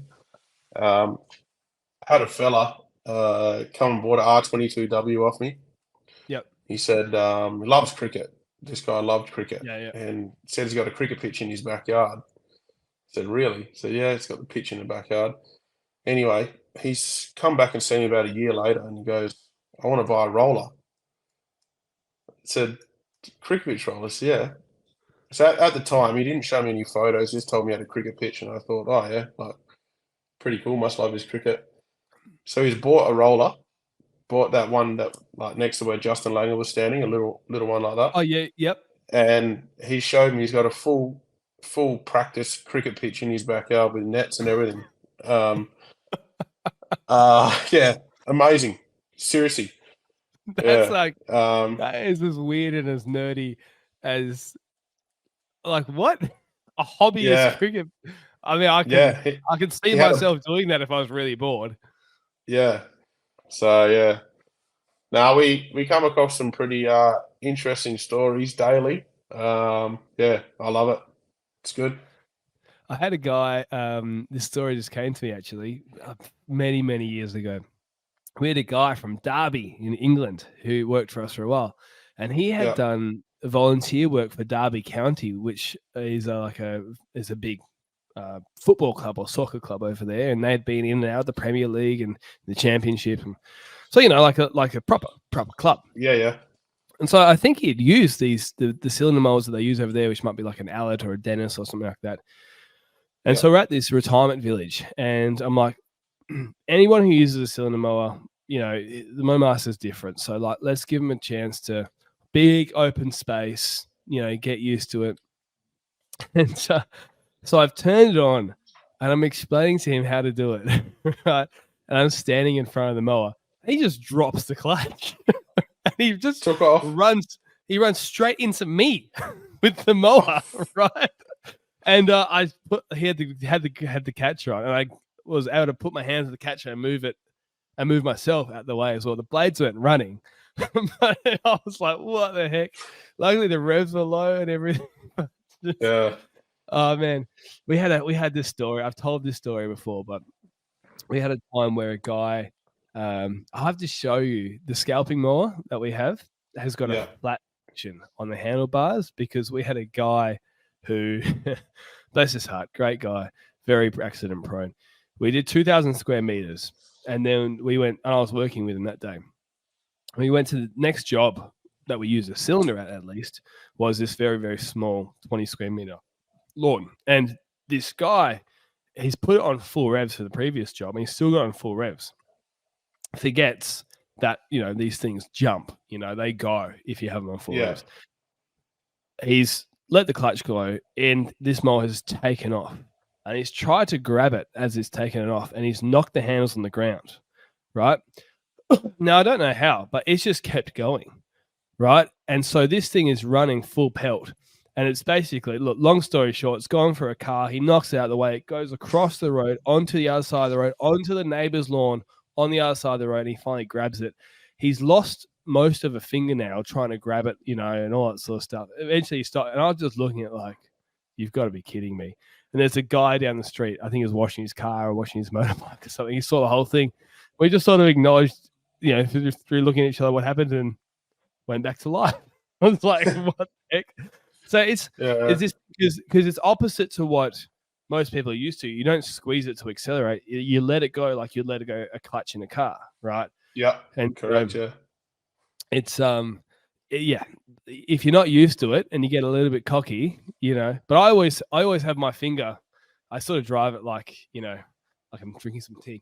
No, I drive it with my finger always on, just yeah. in Right in case. the lever, right in the clutch. Yeah, Yeah, and that's the other thing as well is like you're not supposed to ride a clutch, but I've been riding these belts for years and years. I never replaced a belt. Like you just let yeah. them. Yeah, It's what we this. go for it. All you're doing is just slipping the belt. Yeah, you're not going to burn anything out. It's one of the So things that make it sort of, user friendly. yeah, and you don't have to worry. You talked about the guy with the crane. Yeah, So you've got, as I understand it, so you've got like your normal mower, and then you can go to a grooved reel, and then you can go to your yeah, grooved roller and split roller, and so you can add. Yeah, it adds up over time if you really yeah, want to yeah. get something fancy. Have you had somebody who just ordered the most ridiculously expensive customized thing? They didn't even need it. It was more like a flex, and they just, I mean, the crane story is pretty damn good. So I'm not sure if you're going to be able to top that. But Yeah. like, is there something that comes to mind where someone's just gone, I want this, I want that? They didn't even need it, but they just like, and then they spent $10,000 or something stupid on a lawnmower that's going to cut 50 square meters. I don't know. I'm making up this story now, but like, Yeah, yeah. as I'm saying that, are things coming to mind that you're like, oh yeah, I remember this guy? Um, not really one particular story, but not all the time, but I do get some people that call up and, I want to buy a cylinder mower. Yeah, we're chatting to him. Yeah. My mate's got a 26-inch. I want a bigger one. I want a 30-inch. No, you We don't. do get that. We do get that a fair bit. So, and I try and explain to him, 30-inch mower is quite big. Yeah, it is. But it's, as sort as as long as you got a better one than your mate or bigger one, yeah, that sort of seems to win the battle. I I had a couple come in probably 3 weeks ago, down from Rockingham actually, like down your That's way, where we work. and older couple, and the husband come in and he's looking at mowers, looking at the residential series, and he goes, "What's that black one there?" I said, "Oh, that's a commercial. It's a high cut 26." Yeah. Anyway, run through the price and that with him, and he goes, "I'll take it." I said, "All right, no worries." Can you deliver it? I said, "Yeah, can do. Not for a couple of weeks." Anyway, all good. Then his wife comes in. She was actually down at the uniform shop down the road, and she comes in. "What's this one?" And he was running through what mower he bought. Yep, happy as. Yeah. And then his wife said, "What's this one?" And it was a Vertimower, a black one as well. And I said, "Oh, that's a Vertimower." And he goes, "Oh, is it?" And she goes, "Do I have to pick up all the grass that leaves it behind, like the ones we hire?" And I said, "Nah, this one, this goes into the catcher." She goes, "How much is that?" So I told her. What, they're like All right, 8-9 grand now, aren't they? yeah, about 9. And she goes, "Yeah, stuff picking it up again and raking it up. That's what we want. Can we get both of them?" So I said, "Yeah, 100%. Like, no worries." No, you can't. This business will not make money today. All right. Don't you dare try and give me some cash. Yeah, I often, I love it. I get some funny stories, and how old are these people? They sound like they're like they retired. would have been about 60, 65. I Yeah, mean, wow. just love their lawn. Oh, that's crazy. Just never judge a book by its cover. Man, when I hear the prices of everything now, I'm glad I bought a bunch of stuff back pre-COVID. I'm glad I've been in business a while, because I think my Verdi was 7 and a bit or something like that when I got it, maybe 7.5 or something like that. So yeah, possibly, yeah. How times change, hey? But oh man, it's a lot of money. But then again, for what we're charging, I mean, it's a lot of money for a residential person. For us, it's like whatever. Because the thing about and we make so much money from doing the jobs. Like, you make $500, $1,500 from, in that ballpark from an average Verdi job. So it's like 6 jobs and you're done. You've paid for the mower. But it's and I think we did 30, 40 last year or something like that.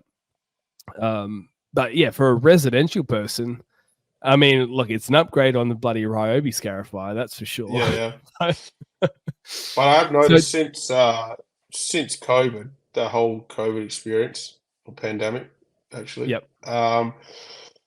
It's funny. A lot of people want to support Australian-made products now more than what they ever did. That's what I feel. So people, obviously it's going to be more expensive being built in Australia, and the way we build stuff built to last, rather than something imported. But people can see the value and support us, and in turn we build something that's going to last them forever and do the job properly. Just built my Pepsi Max on my laptop. This is a real podcast here, isn't it? I put my glass down on my coaster wrong. This is what we talk about mowers. Binned it. I know. I'll leave this in the podcast. That's fine. People know that. People know I'm clumsy, prone to a mistake. Whilst talking about that, look, I got my Mowmaster cap. There you go. Whilst I'm dealing with my own, don't you? No, we don't. Well, I feel special then. Yeah. Let me pause this. I better clean this just in case I wreck something. All right, we're back from my mishap of the Pepsi Max. If people would like to support by replacing the Pepsi Max that I spilt, you can jump on my Patreon. How is that for a seamless plug, Luke? Yeah, That's a I love dodgy it. seamless plug. Look, we're at an hour and a half. I did want to ask one more sort of group of questions, which is about the maintenance side of it. So, because a lot of people who have these machines, they're like me. Honestly, I just bought the machine. I didn't even know anything about backlapping. I didn't know how to keep them sharp. I didn't know really how to adjust the blades. I remember the first time I tried adjusting the blades, and just like when you turn the nuts to bring the bottom blade into contact with the cylinder, you have to turn it such a small amount. And I remember turning one side too hard, it's barely moving, and then adjusting it back way too much again, and the other side is like this, and I just couldn't get it right, and it's just and it's not that hard. It's just you need someone to talk you through it, And I also remember once I did. This is one of the most frustrating things. I spent all this time getting it right, and then I didn't tighten the bolts tight enough.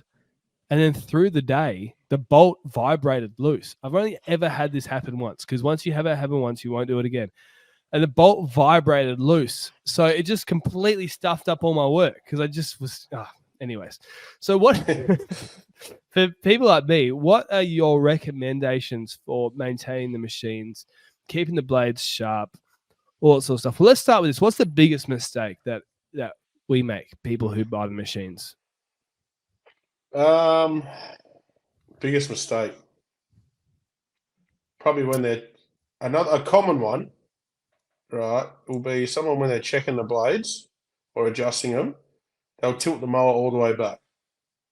So Right. put the handles on the ground, and then your engine is sitting horizontal, Mm-hmm.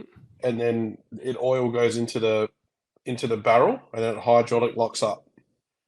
So then they check all their blades and that, and they put the mower down, and they go to start it, and that they can't pull it over because um, the cylinders are full of oil. And then they Yeah. panic and they're like, "Oh, what have I done now?" So we'd always say, make sure you at least put the grass. It's got to be about 300 mil off the ground. The handles can Yep. be the lowest point.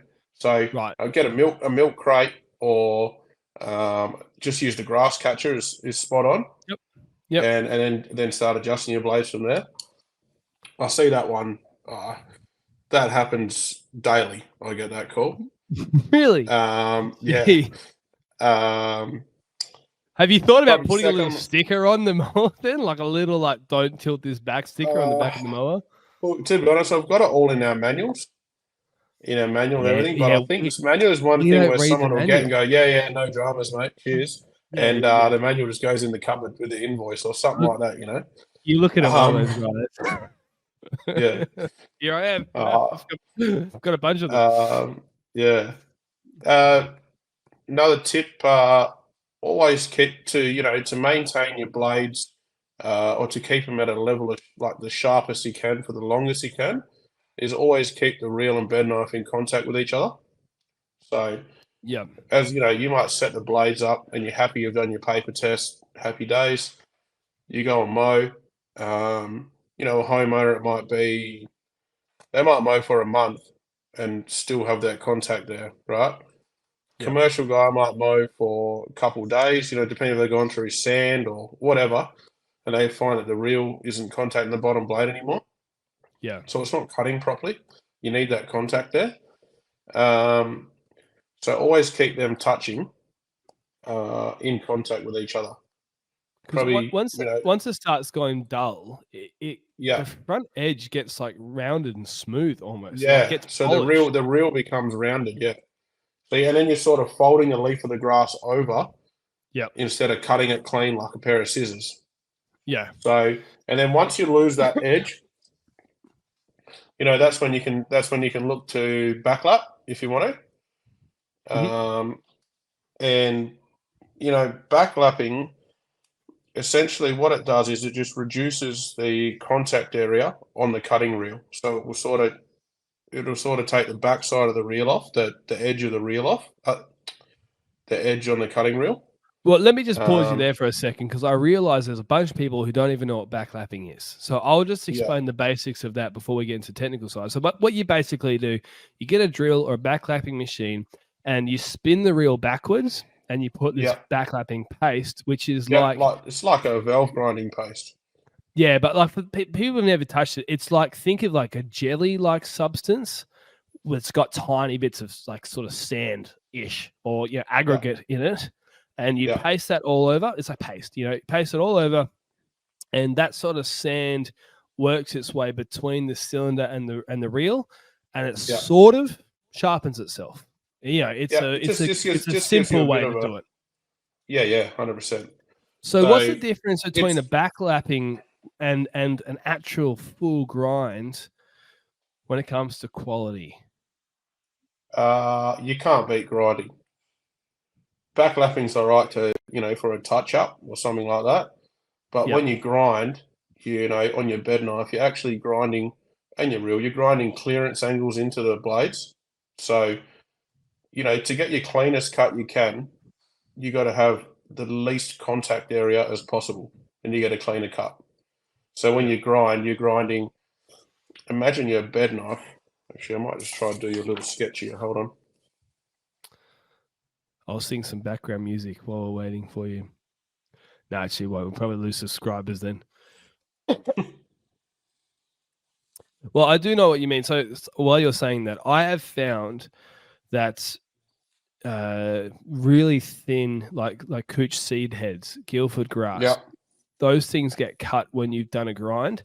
If you do a backlap, it's getting most of that stuff. My personal experience is the best backlap's still only 90%, 95% as good as an average grind, yeah, and it does not last very long. And when I mean good, I mean just my feeling of it. There's no data behind it, but most of the time when I'm doing a backlap, I'm only it doesn't last as long, and it's way better than leaving it. Right, it's way yeah, better than nothing, but it's just and you end up. It's a bit like being a drug addict in the sense that you sort of become so dependent. I don't know what an analogy, Luke, but it's sort of like you do it and then you become dependent on doing it, and you've got to do it to a point where you're doing it every fortnight. Whereas when you grind it, yeah, you may get ages and ages and ages out of it, yeah, just little touch ups here and there. So it yeah. doesn't. It sort of Grinding's the saves you best, time. but You go. obviously, yeah, grinding is the best. But obviously, not everyone has access to cylinder grinders either. So That's true yeah, of East. How um, much do you guys charge for a little. grind? I don't know if you can I'm. see this properly. Okay, this is just my little hand sketch. But see, Yep. you can see the tip of the blade there. That's your bottom bed knife. Yeah. And Yeah. we've Yep. sort of got a bit of an angle there, right? So we've got clearance at the back. Yep. So when we're cutting our grass here, Yep. right, that's the point of contact where it's cutting. Yep. As we wear, the point of contact keeps becoming back more. So we might start cutting there. The cleanest cut you're going to get is right here because we've got less contact area on the shear blade. It's a little tip If and that a little if that tip sort of made touching. sense. Yeah, so you got a little Yeah, tip and a little tip touching. Whereas when you backlap, because they are grinding against each other with that sort of aggregate material in the paste, it's yeah, sort of they sort of mate to each other a little bit more, and it becomes like two sort of flat surfaces on yeah, each other. So they're still cutting like yeah. scissors because there's still two pieces of metal going against each other, but it's But not when as you got much. the contact area, that's once that contact area increases, backlapping doesn't get rid of that contact area. Where Yeah. grinding, you're grinding the clearance angles back in, so you can go back to that, let's say, point tip to tip cutting edge. Yep. So, yeah, Now grinding's the you best, mentioned or the ultimate. But yeah, you got to backlapping is good if you do it fairly regularly. You've also mentioned spinning the reel 180 degrees. I must Yeah, confess, I've never done that in my life. I yeah. don't know. Like, are you offended? Nah, you're like, you're like, what but are you doing, Luke? you'd only do that if you were going to put a new, like a ground bed knife in. So if you took Okay. in your Mowmaster, you took your bed knife out, flip your reel around, so your reel's got a bit of an edge on it. Put Yep. your new bed knife in with your ground clearances and everything in it. Sure. Happy days. So for those who don't know, like the cylinder, I mean, if you look at the photos, let's put a photo back up. Here's a photo of your cylinder. Look how quick that was. It's like I'm a professional. So the front edge where my little cursor is here, that one's getting dull from cutting, but the back edge up here of that same piece of metal, that's still sharp because that's not cutting anything. So if you spin that 180, you still get, You at got that least in that nice front edge there edge. to help you grab the grass. Yeah, exactly. So is that something that you recommend a lot, or is it more just sort of certain circumstances? Because the way I've been doing it is I've been grinding it in winter and Yeah, then backlapping it through the season to get me back to winter again and then do another grind in winter. I don't think I'm getting the best quality of cut by March, April, to be fair. I yeah, probably should, maybe I should do like a January one, like every 6 months, so June and a January or something like that grind. But I also feel that the employees that we've had, it's not their machine. They probably run over a few things. Like a classic one is sand mounds from ants. Like you get a yeah, couple of ants in the lawn, you run over this, like something that I would probably kick with my boot at least to try and some employees might just run straight over it or whatever. So you might find, I don't know, like maybe my experience is that you don't need to do it that much. It's just horses for courses, especially if you're not using it full time. yeah, But yeah, would you yeah. recommend It's for all. me? Would you recommend me getting that grind, or would you recommend me to buy a second bed knife, replace the bed Um, knife, and switch it around at that 6 month mark? I personally think having the spare carrier and bed knife is the way to go. But you'd say then uh, especially obviously you got to it's about $500 for the whole bed knife and carrier 500 600. But you'd have to do that. You'd want to do that at least every month, I reckon, in the growing Month, season. Yeah, at right? least every month. So spin your reel around. All right, then your bottom blade's not going to have too much wear on it. So Yep. then when I grind my clearance angles back in, I'm not actually taking too much meat off the blade. Right. When you keep backlapping and you keep putting that wear area in, when we go to grind the bed knife again, we got to grind a lot of meat off to get the angles back in there. Sure. So yeah, having the spare bottom blade obviously is an outlay, but it's worth it in the end.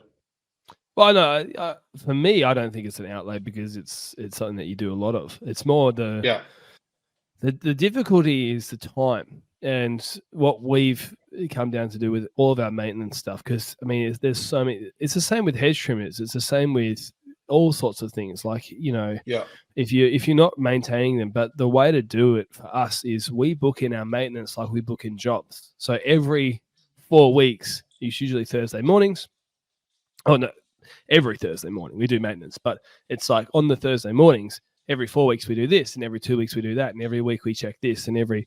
So I need to make some sort of system that covers, yeah, that. definitely. So I'm really just talking to you about my own stuff now. This isn't like a public podcast anymore. It's like, what should I do? So monthly we're doing that, Yeah, and that's what I would recommend if you're doing, for a contractor who's doing, uh, anywhere from up to 100 lawns a week, yeah, right? So that's what I'd probably recommend. But then I get some guys that will um, backlap and they won't grind the bottom blade at all until it's absolutely cactus. So, but I'd feel like the finish of the cut quality wouldn't be the best. it does get bad. That's Yeah, what I've noticed that as well. Like April, May, it's like, yeah, this isn't. It's not what it used to be. And then you get it ground and you're like, man, this is night and day difference. It like yeah, slowly tapers off over the year. yeah, It, but I mean, it's still like it is still night and day difference from a rotary cut. Like it's still cutting paper, but yeah, yeah, it's just not. It's not as good on like really fine stuff. And the last thing, I mean, mm, then I mean, there's not much more maintenance on the actual cutting mechanisms. It's really just the mower, right? I mean, the engine, sorry, the yeah, oil and things like that. Now, the Honda engines, let's be honest, you would never say this because, you have to recommend the proper thing, but I'm pretty sure you can leave the oil for about 600 years. I think that's what people have done before. Like, I mean, you don't really have to, but Yeah. you know, is there anything fancy that you would recommend with the rest of it, or is it pretty much just follow whatever Honda says? Yeah, do that. I would be doing, you know, maintenance wise, as you said, Hondas are seriously bulletproof. Oh yeah, Um, do the oil. It depends on how often if for a homeowner, once a year, oil, spark plug, clean the filter, happy days. Contractor, I'd probably be changing the oil maybe every 3 months, 3, 4 months, or at least checking it. when you said month, Um, did you mean year? yeah, I know what some of you, not you guys, but yeah, I know what some people are like. I won't say you guys. Um, I think yeah, no. To be fair, we actually do change them every 3 months on all yeah, machines, but that yeah, wasn't what I used to do. yeah, Before I put in that system of like actually replacing the oil and things. Because once you book it in, you don't forget because it's there. You forgot and you yeah, wake up in the morning. Oh yeah, that's right. I scheduled in changing the oil, and it only takes, when you do all your mowers in one hit, it's like not long at all. And as long as you've yeah. got some oil there. But yeah, I honestly think So that first MoMaster I got, it might have honestly like probably 3 years without changing the oil yeah, at all. Like, hey, that's a and then I testament was to like, how good the engine is. it's still it's still fine. Probably in the 7 years I've had it, it's probably had like 6 oil changes, and 4 of them came in the last year and a half or something like that. Yeah, I mean, like it's been abused, and it's like it still start first pull. yeah, hundred Good percent. job, And Honda. that's why we only put Honda on our products because we feel it's the best engine, stationary engine available, and we want to pair that up with the best cylinder mower available. So yeah, it's what we feel works the best. All right, mate, is there anything else maintenance wise that we should think about, or anything else worth speaking about before we go off and get ready for dinner? Yeah. No, I think we've touched on the main ones. The transmission on the mowers, all the bearings, everything. All the bearings are fully sealed, so no need to pump grease and stuff like that into them. Belts. Once you initially adjust the belts from new, you'll be fine. I I've mean, never well, how long replaced a have? belt. Yeah, in how long? Roughly 7 years. 7 years. The one that I just sold, I think, is 15 years old. So I've had it for 3 years, but we never replaced that belt, and that's the Yeah, oldest one I've yeah.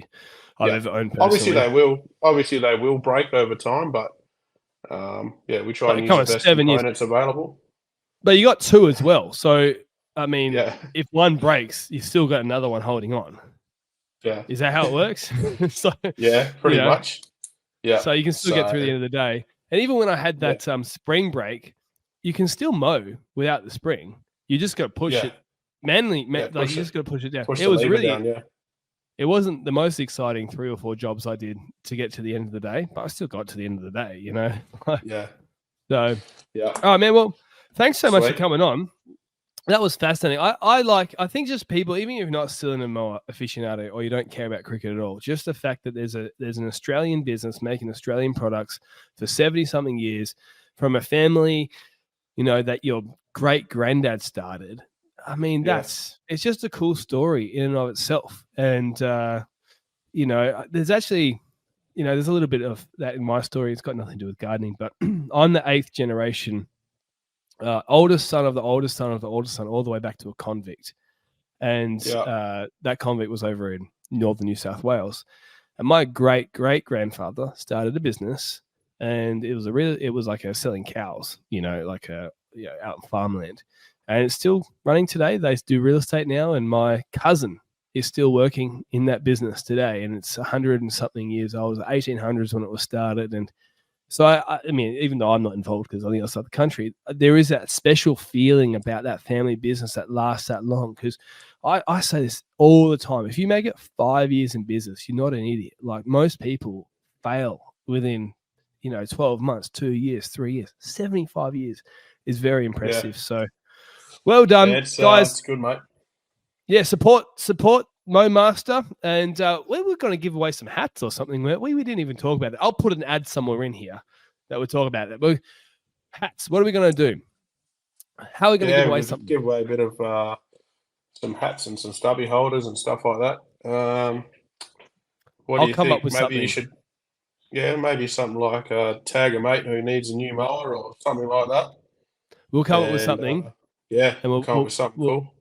We'll put it in later, and when our creative juices have sparked after a bit of pizza or something like that, after your camping adventure. Yeah. All right, mate. All right. Thanks Cheers, for coming Luke. on. Thanks. Yeah, no worries, mate. Thanks for having me. And any other questions that anyone's got, feel free to shoot me a message. And yeah, we'll come into the store and happy to help where we can. Cheers. Appreciate the support, guys. Thanks. Thanks, mate.